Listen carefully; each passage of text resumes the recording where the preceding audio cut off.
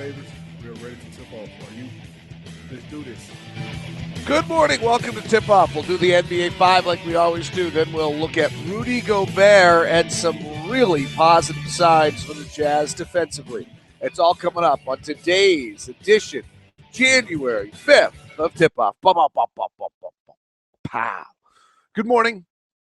Thanks very much for tuning in. I greatly appreciate it. This is Tip Off. I'm David Locke, radio voice of the Utah Jazz, Jazz NBA insider. The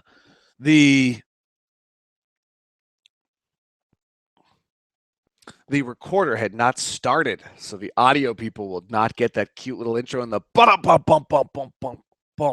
part. Well, I guess they will now. All right, here's what we got planned for you today. We'll do the NBA 5 like we always do, and then we'll jump in and I'll show you a little spreadsheet I've been working on, a project about defense. It shows really good signs for the Utah Jazz, and then I'll go get the kids out of bed. So we're back in the school system. We're back ready to roll. Hope everyone's having a good day. Just tip of the hat to Stuart Scott.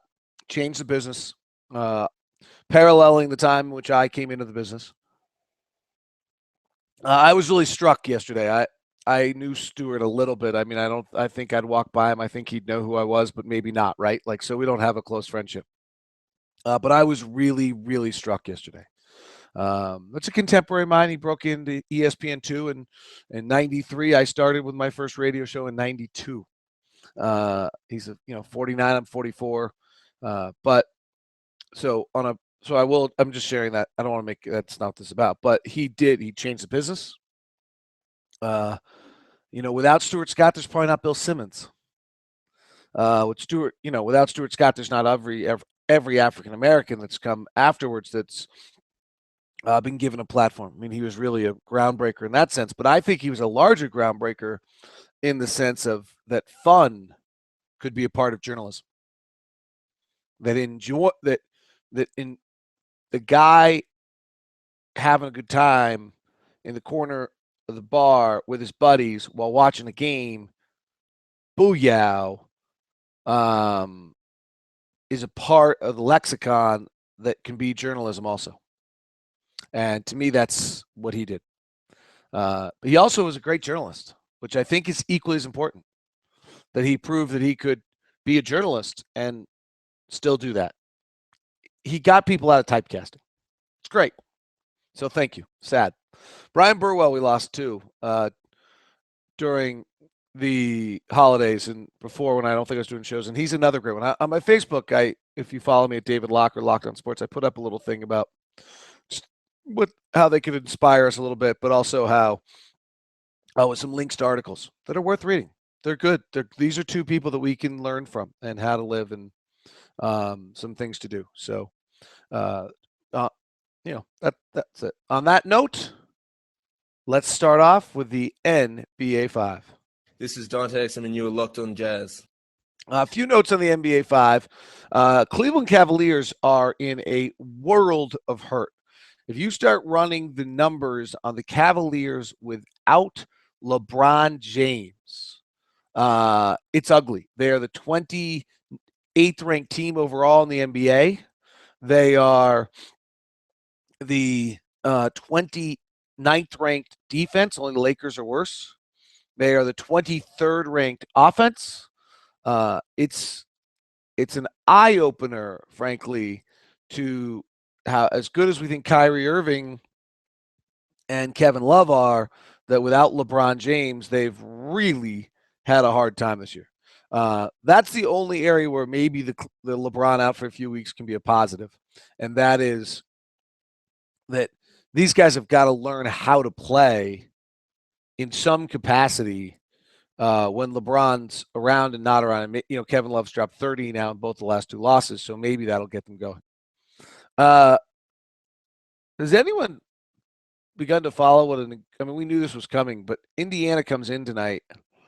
They had a devastating loss last night to go to 13-22 at home against Lakers because it really hurts their playoff chances, which at 13-22 are legitimate. Miami is the 8th playoff team right now at 14-19. Brooklyn, who's an unmitigated disaster, at 16-16 is the 7th seed. Milwaukee is the 8th seed, and that terrible or the 6th seed, and that terrible Cleveland team is the 5th seed. There's 4 teams playing well in the Eastern Conference, and that's it. We're 11-22, by the way.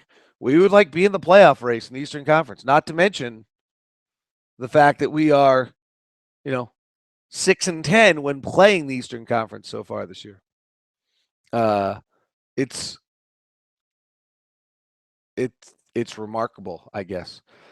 Portland Trailblazers have won 9 of 10, are a game out of the best record in the NBA, have the number 1 effective field goal percentage defense in the NBA, because prior to 2 games ago, they were holding every team in the NBA who played against them to below 30% on the corner 3 and below 30% on the above the break 3. Their 3-point shooting defense is so much better than anyone else in the NBA. It's worth taking a look at to try to figure out what they are doing. It's somewhat Nicholas Batum and Wesley Matthews being good perimeter defenders. It's got to be something scheme-wise too. And the fact that it's holding without Robin Lopez is telling. Atlanta going in and winning the other night, big deal. Atlanta's performance, by the way, should be the most encouraging thing taking place in the NBA for the Utah Jazz right now.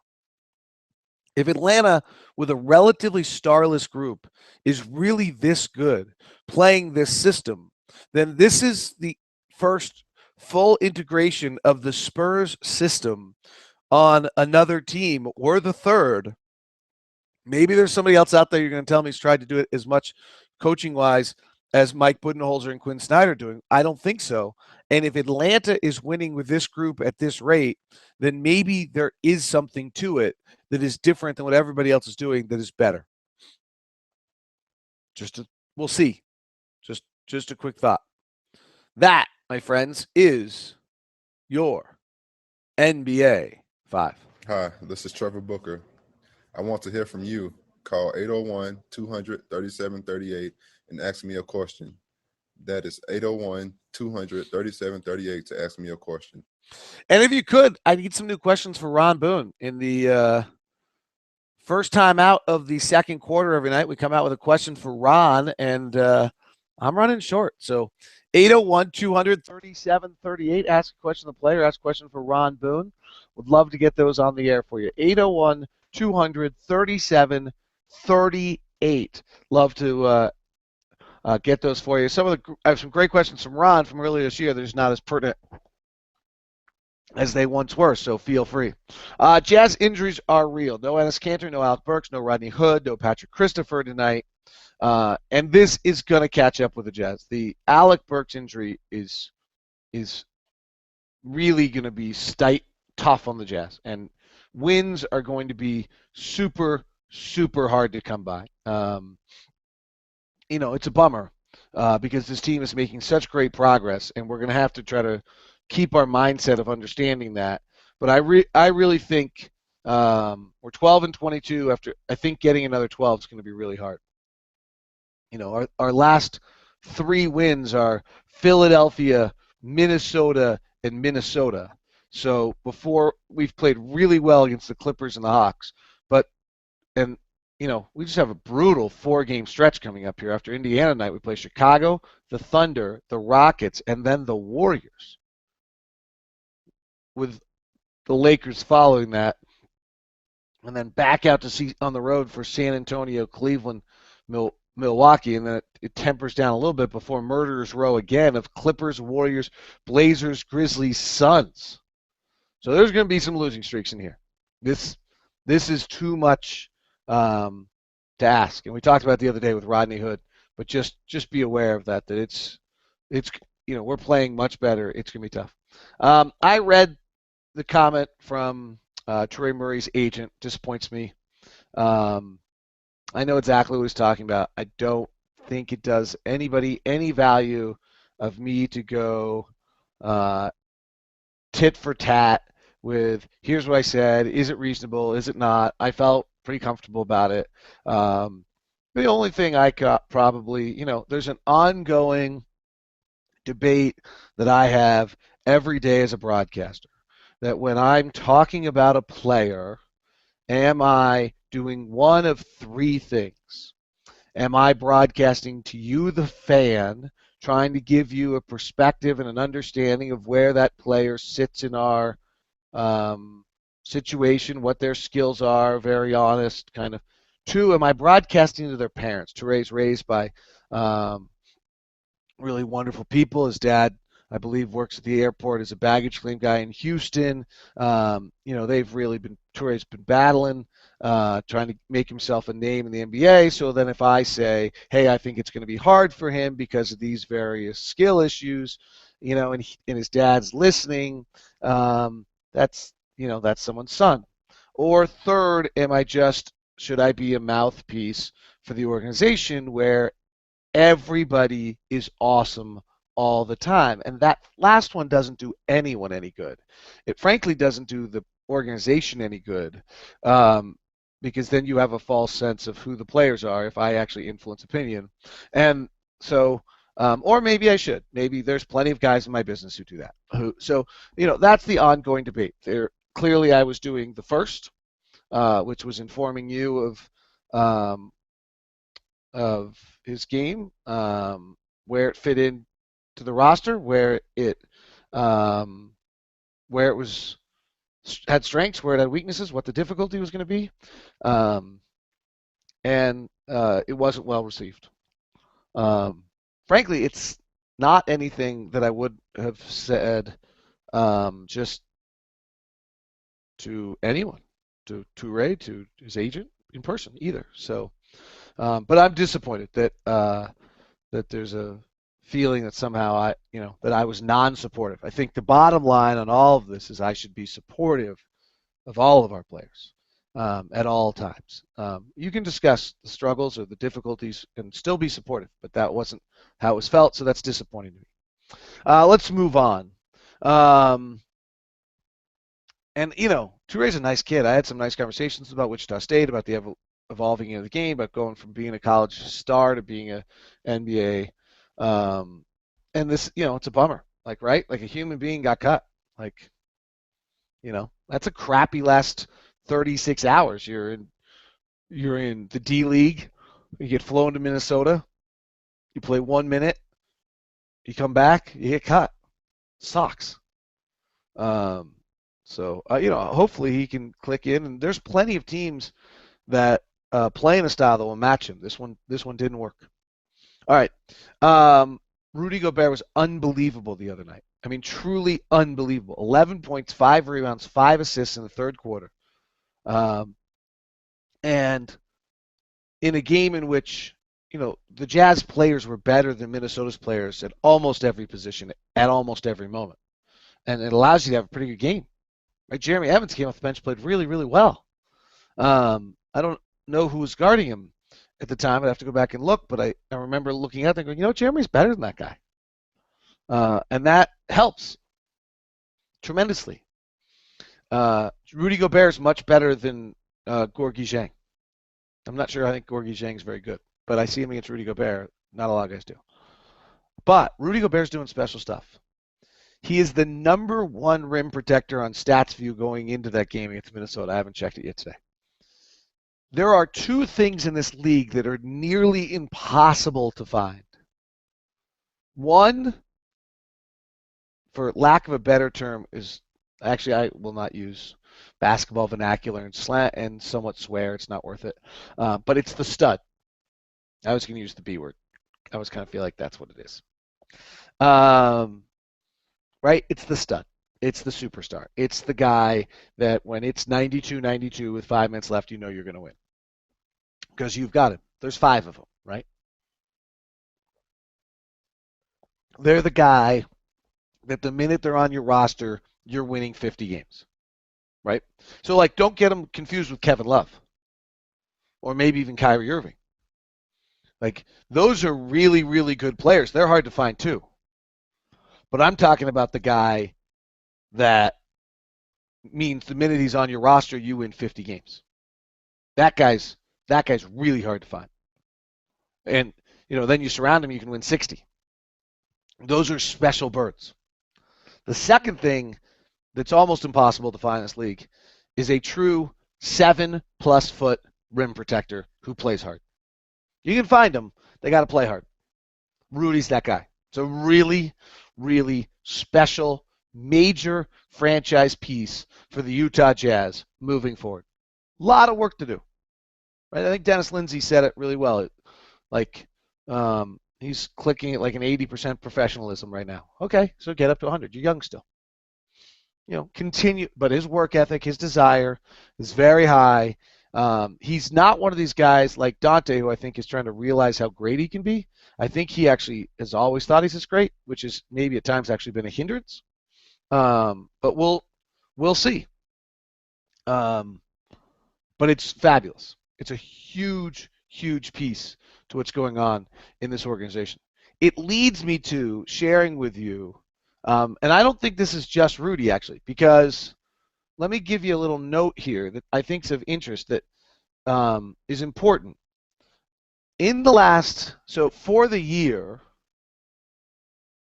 give me 1 second. I'm loading up my game notes, which have, a million pages to them. My prep sheet is a 15-page Word document now with over 4,000 words. Here, actually, for those of you that are watching, I will screen share it with you. Screen share failed. That's not fair. You better not fail me again later, because the whole show's. Oh, there we go. Okay, so this number's not right. So Rudy Gobert so far this year, with him on the floor, teams shoot 42.9%. With him off the floor, they shoot 49.3%. Okay, that's incredible. With Rudy on the floor, teams shoot 42.9. With him off the floor, they shoot 49.3. Within 5 feet, they shoot 54%. They take 31% of their shots within 5 feet. When he's off the floor, they shoot 8 percentage points better, but more importantly, they take 6% of their shots, more of their shots. The big picture, so it's established, Rudy is a major defensive force. When he's on the court, our defensive rating is 99.9. And our defense rating is 101.2. And when he's off the court, it's 111.9. Here's what's interesting. Over the last 10 games, somewhat against lesser opponents, so we'll see how this plays out, but over the last 10 games, Rudy's defensive impact is actually bigger, but the defense as a whole is so much better. They made a shift in how they played things about 12 or 13, maybe 14 games ago now. And when Rudy's defense is on the floor, we're 102.4, which is still terrific. But overall, it's a 105.0. We're making an overall defensive turn. For the whole season, we're 111.9. Over the last 10 games, we're 105.0. It's a huge change. The number that's going to matter for the future for Rudy Gobert, and I'm going to pound this, is whether we can play offense with him. I've been saying this for a while, but let's realize that he's proven himself to be a defensive force. So for the year, our offensive rating is a 99.9 with him on the floor. It's terrible. Recently, it's gotten better. It's 102.9. But with him off the floor, we're really quite elite offensively. 109.5. We're really, really good. So, over the last 10 games, we're actually +4 with Rudy off the floor and +0.5 with him on the floor. We're better, surprisingly. We're not better defensively, and we all are dying for the defensive change. But realize this is the issue that's going to tell for the future. As Rudy plays more, some of these variances between what we do are going to shrink because, frankly, Rudy's on the floor more, so they shrink. He play better players. They react to him. He's in scouting reports. They know what to do. The question is going to be whether or not he can do what you want offensively. That's going to be the telling sign for his future. All right, let me see if I can find what I would like to look at with you here for a second. It's interesting. It's not giving it to me as an option. Let's see if I can bring it over here. This is a really big deal to me. The organization never asks my opinion. I never share my stuff with them. It's not like that's not the relationship. There's no, it's a laughable concept idea that in some ways that they're looking to me for guidance. Come on, let's be real. This I did share with Quinn because I was so excited for him that I wanted him to see it. So this is where everyone in the league takes their shots defensively. I think that, and I've done this a lot offensively, but as time's gone on, I think this is much more important defensively. What we have here is a list of the teams that are forcing opponents to shoot the most amount of mid-range shots. So, for example, the Chicago Bulls are best in the NBA. They only allow their opponents 51.9% of their shots to be good shots, restricted area or threes. I think most of you know this, but just to review for a second here, a shot inside the restricted area is 1.19 points per shot. A shot in the paint, non-restricted, so the floater in the lane that everybody calls a good shot is a terrible shot, is 0.78. The mid-range jumper is 0.79 points per shot. The corner three is 1.17, and the top of the key three or above the break three is 1.05. Look at the teams on the top here who force the most amount of mid-range shots from their opponents. Chicago, great defensively. Washington, great defensively. Portland, great defensively. Indiana, great defensively. Charlotte was great defensively before this year. Jazz, what? Warriors, great defensively. Spurs, great defensively. Okay? So the top, then it falls off a little bit as it gets back into the middle of the pack here. And actually, I have the sort. I have the sort on something else, but it's close actually to that being the exact list. This to me, that the Utah Jazz are in the middle of this group, is an incredible sign of the strides that this franchise is taking defensively. What this means to me is that Golden State, Boston's good defensively, and then we get to Orlando. So it's pretty much the same. What it means to me is that we are beginning to play the defensive system exactly as Quinn wants, forcing people into the shots we want them to take. And we just, at this point, if I were to show you, are not forcing, are not impacting shots yet. And that'll come. This over here, this is like my big project this year, is your expected point total. If your opponent shot average from all the spots where you were forcing them to shoot, then the Chicago Bulls opponents should have scored 2,885 points this year. They've actually only scored 2,778, minus 105, one of the best in the league. Portland's is even better, minus 168 expected points. So Portland is not only forcing people to shoot in the right area, but then they're the best team in the league at defending the actual shot. Okay, we're the third worst. We've allowed 140 extra points. What does that mean? It means we are in the right spots. We're putting people in the right spots. We're forcing teams to take shots. They're making shots at way above average. We're probably just not forceful enough with our defense. We're not being felt. But that's the next step, and all the indicators are coming that direction. And here's an indicator. Here's the last 10 games. If you look at the last 10 games of this, and what do you see? Chicago is still by far the number one team in the NBA at forcing teams to take shots in out of the good areas, and number two is the Utah Jazz. Now, even more exciting is look at this. We're being felt. Last 10 games includes 2 Minnesotas and a Philadelphia, but still also includes a Clippers and a Hawks, so pretty good. We're being felt finally. Where the Bulls, in that 10-game span, should have allowed 875 points, they've only allowed 828 on these shots. They're still minus 47. Indiana, we play tonight, is the best in the league at having you felt on the shot. 805, they've only allowed 745. And here we are, we're even now. It's a huge step. There's two things here that are incredibly exciting for the Jazz. One is they're forcing people to shoot. This is a remarkable group of company to be in: Chicago, Washington, Portland, Indiana, Charlotte, Golden State, San Antonio. Those are the best defensive teams in the NBA. Look at the teams that are forcing people to not take good shots: Philadelphia, New Orleans, the Lakers. OKC is a surprise. Miami, New York, Brooklyn. Those are terrible defense. Minnesota, Milwaukee. Those are, for the most part, terrible defensive teams. Terrible defensive teams. So you've got to be good defensively generally. You've got to be in this group. And then the next step is we got to affect shots. And that's beginning to happen. It's incredibly exciting to see this. That, my friends, is tip-off today. I know there's probably a bunch of questions I haven't had time to check, but I got to get the kids to school. That's priority number one. So thank you very much for tuning in. Apologize to everybody. I think I've probably touched on most of them. Philip and Aaron and James, I see those questions. If you could resubmit them another day, I'll try to get to them. This has been Tip-Off. Thanks very much for tuning in. I hope you enjoyed that last little part. I think it's really important. So hopefully you enjoyed it. Talk to you soon.